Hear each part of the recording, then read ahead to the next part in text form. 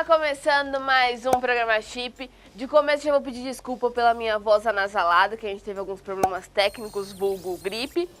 Mas hoje eu vou falar de um jogo, de um board game, na verdade, que se você reparou no nosso cenário, ele sempre tá por aqui. Vamos falar do CV. CV, pra quem sabe, é a abreviatura de Curriculum Vitae.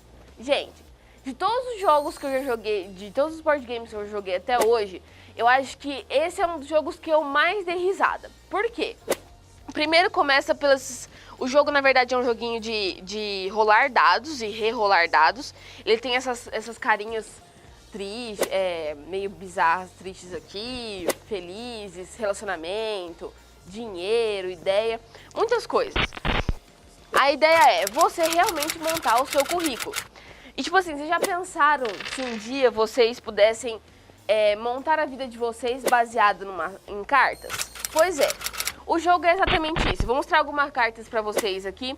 Imaginem que assim, o jogo ele trabalha o desenvolvimento nosso, desde quando a gente é criança até a terceira idade.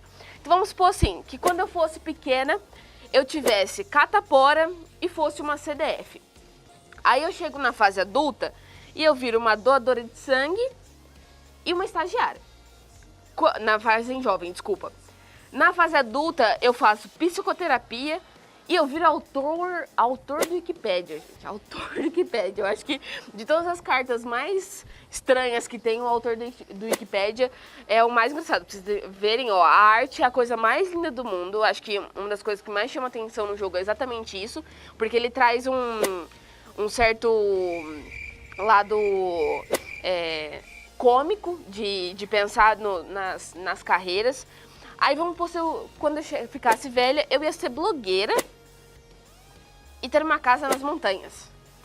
É um castelinho meio do Drácula aqui. Eu acho que de todas as coisas, realmente a parte do jogo em que você vê as cartinhas e tudo mais, é a parte mais legal. Porque o jogo é competitivo, então chega uma hora que você não tá nem aí se o jogo é competitivo ou não. Você quer curtir o jogo porque você escolheu o que você vai fazer ou não. Aliás, não só escolher, né? Tem algumas decisões que você meio que ganha de brinde, assim, e você não tem como desfazer delas. Por exemplo, se eu não me engano, tinha uma que a gente tem gêmeos. Então imaginem um trabalho que seria ter gêmeos. Tanto que nas cartas vem o que você vai ganhar e o que você vai perder. No caso de gêmeos, você perde muito dinheiro, né? Porque imagina cuidar de 2 crianças. Mas para vocês terem uma noção, o jogo é indicado para maiores de 14 anos, né? Para você poder ter noção, assim, de como é o jogo. De 2 a 4 jogadores e dura em torno de 1 hora. Essa 1 hora, para quem pensa assim, fala assim, nossa, mas 1 hora jogando? Gente, é 1 hora super rápida, porque você não vê o jogo passar justamente por essa interação. Porque às vezes você tá ali de boa prestando atenção, nossa, o que eu vou fazer da minha vida? Mas aí a pessoa que tá jogando contra você sai com umas coisas tão bizarras que você racha o bico de dar risada, que você fala assim, mano, esse jogo eu queria ficar... Dá pra jogar esse jogo por horas e horas e horas. Eu cheguei a jogar uma partida, mas eu acho que eu jogaria mais tranquilamente, justamente por isso. Porque ele é muito interativo e é muito gostoso a dinâmica que dá entre os jogadores, sabe? Porque você montar o seu currículo, a sua vida, como poderia ser, eu queria ser isso, mas aí não, na infância talvez eu gostaria de ter isso. É muito gostoso, gente. A questão o jogo é baseado em sorte e decisões, na verdade, porque rolar dados é bem em sorte, né? E a questão das decisões é se você quer fazer isso, se você quer comprar a carta para ser tal coisa ou não ser tal coisa. Mas assim, a experiência que eu tive foi muito boa, realmente. Eu me diverti muito jogando o jogo, porque justamente por conta dessa interação, a forma como você se envolve no jogo, o mecanismo de jogo dele de rolar dados, eu gosto bastante. Eu não sou uma pessoa muito sortuda, mas rolar dados eu acho que de todos os jogos assim, pra mim é o estilo de jogo que eu mais gosto, é realmente a rolagem de dados. Bom, mas é isso. Eu espero que você tenha a oportunidade de jogar CV, justamente por essa interação que gera em todo mundo e por ser um jogo hilário, gente. Todo mundo deveria jogar CV. E agora vocês vão conferir uma dica de quadrinhos. Vai lá.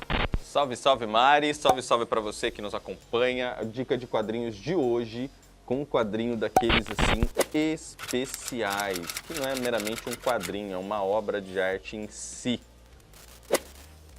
Asterios Polypi, do autor David Mazzucchelli. David Mazzucchelli, conhecidíssimo por sua fase no personagem da Marvel, Demolidor, o Homem Sem Medo, simplesmente, no final dos anos 80, desapareceu. E aí ele me ressurge 10 anos depois, com essa obra incrível, Asterios Polypi. Quem é Asterios Polypi, você me pergunta? Asterios Polypi é aquele arquiteto, professor, autor, marido, mas tudo isso fica no passado quando um raio chega e muda para sempre o status quo de sua vida. Asterios Polypi é simplesmente o maior arquiteto do mundo, sem nunca ter produzido qualquer uma de suas obras, todas elas guardadas, engavetadas e perdidas durante um incêndio que faria ele reavaliar toda a história de sua vida. E então, com um incêndio que devasta o seu apartamento e todas as suas obras cultuadas e estudadas nas maiores universidades de arquitetura do mundo, ele parte em uma road trip e vai descobrindo os novos prazeres de se viver. O porquê essa obra é tão cultuada, tão elogiada e tão premiada. David Mazzucchelli dedicou 10 anos de sua vida produzindo página a página e redefinindo o que seria a linguagem dos quadrinhos até então. Ele simplesmente reinventa o gênero dos quadrinhos, criando novas formas de narrativa e dando um novo olhar, um novo fôlego para os seus personagens, desde a paleta de cores que ele escolhe até os traços e a representação de alguns personagens, como o próprio Asterios Polypi, que só aparece de perfil em todas as ilustrações, sempre de perfil. Ele nunca aparece de frente. Quando ele aparece de frente, ele está meio de perfil. A cada página você se deslumbra com a forma que esse autor conta a tragédia e a redescoberta da vida de Asterios Polypi. Cada página trata de... as cores escolhidas tratam de estados de emoção do personagem, os balões escolhidos e a forma como os recordatários aparecem. Os recordatários seriam os quadrados, os balões que não estão associados à fala de nenhum personagem. Tudo isso aqui tem a ver com o estado emocional de algum personagem, ou tem a ver com algum estado de tempo, ou tem a ver com alguma característica relacionada ao personagem em si. Como, por exemplo, quando a esposa de Asterios aparece, ele sempre escolhe um plano, eu vou tentar achar aqui para vocês verem, totalmente rebuscado, totalmente rabiscado, onde não se tem uma visão clara. Quando ele trata, por exemplo, do passado, quando ele estava ali na fase de namoro e entendendo, engajando o casamento, ele sempre usa essa abordagem atemporal, para dar essa questão de atemporal, essa desconexão dos quadros e dos personagens. Observem o Asterios, sempre de perfil. Os balões, o letreiramento escolhido, tudo é minuciosamente pensado para provocar sensações e trazer um senso de emoção nunca antes trabalhado e capturado numa HQ. Essa HQ ela é uma obra de arte, ela é na minha opinião, né, não só na minha opinião, mas de muitos críticos por aí, ela é um marco na história da narrativa das HQs.